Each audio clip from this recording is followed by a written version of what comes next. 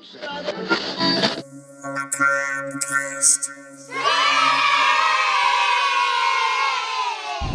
mummy is on the loose, and he's dancing with the devil. You know what that means? It's time for another episode of Macabre Cast.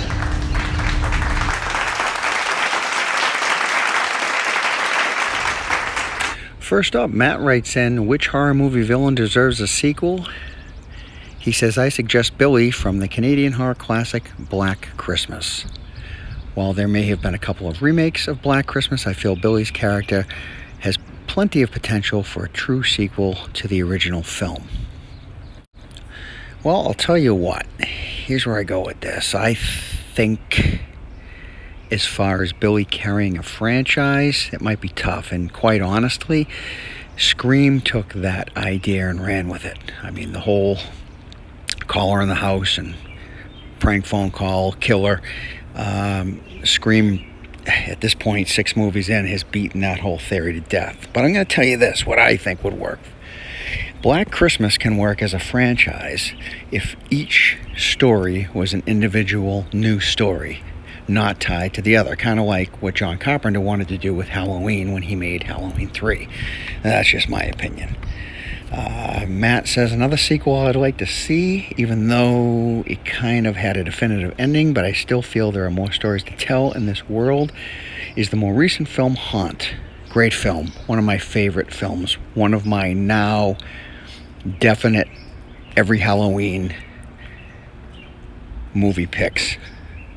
Excellent film.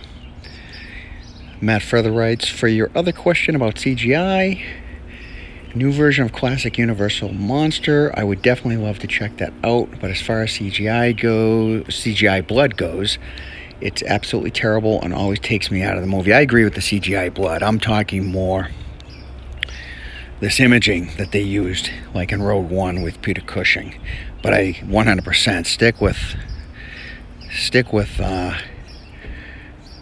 actual effects, not CGI effects. Those are awful. Matt then writes, keep up the good work with Macabre Cast. I am enjoying it tremendously.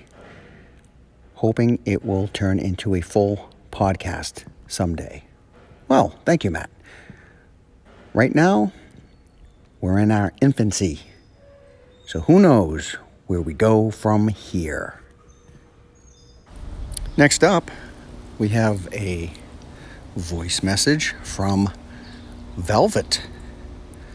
Very passionate about this use of CGI in the images of long gone movie stars. Here's what she says. This is beautiful. What is that, Velvet? Hello, this is Velvet, and I would like to say that my take on the CGI to essentially bring back those who have deceased who are absolutely immortal on the screen is that we need to let the dead rest. When someone has been immortalized on the silver screen and they're absolutely iconic, that's their legacy. Their legacy is what they left it. And though someone like Bela Lugosi was treated really terribly by Hollywood and was not given the opportunities that he deserved, there is still that layer of, but this isn't him. Essentially a cast of him. This is a shadow of him. And there will never, ever, ever be any technology that can capture a soul. Bela Lugosi's soul shined through his performances, and that will never again come to be through cold, hard computer screens. And we never know what roles he would have taken or turned down had Hollywood treated him well. So I say, let the dead rest. Let them leave their legacy that they've left. And all we can do is hope for another golden era of Hollywood, but I can't see that on the horizon anytime soon. Whoa, she sounds serious. Yes, Karis. Some people are very serious about this subject. Very touchy to some. You make some very valid points, Velvet. And my guess is the majority of Macabre Theater followers agree with you. This fanboy just wants his monsters back. Well, for people like me that need that classic monster fix, you can always read. A great read is the script that was written, The Wolfman versus Dracula, but never filmed. Definitely a must read. Judging by the amount of people who responded to you when you asked what they were reading, I don't think they're reading anything. Oh, they're reading, Karis. They just don't want me to know what they're reading. It's that simple. This is interesting. The Mutilator from 1984 is a lesser known slasher film from that era.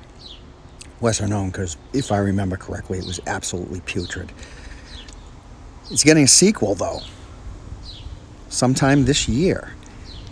And a couple of returning cast members, Ruth Martinez and Bill Hitchcock. Ruth was Pam and Bill played Ralph. I'm going to have to revisit this movie just because this interests me, and I want to check the sequel out. But I will revisit this trash heap before this sequel comes out. Halfway to Halloween. So, what are your go-to films that you pull out in October every year? Mine is Halloween, obviously the original 1978 classic. Haunt, Trick or Treat, and you got to throw in that Monster Rally. You got to have the Monster Rally. That would be Abbott and Costello meet Frankenstein. What are yours? And you generally try to throw something new in there every year, something you haven't seen. Curious to know what your go-to movies you pull out every October. So what have you guys seen that possibly I have not seen? I want to hear them. What are some good films? What should I be watching? Recently, last time we talked about horror apparel. Asking for pictures of you in your horror apparel. Now, don't be sissies. Please, send your pics. All people do on Facebook is take pictures of themselves. Selfies. Now everyone's shy. Yeesh. So true, Karis. So true. So, join the Macabre Theater family over on Facebook at Gory Greats. And please, please, please remember to like and subscribe the YouTube channel, Dark Mark. Thanks so much, and I'll see you next time.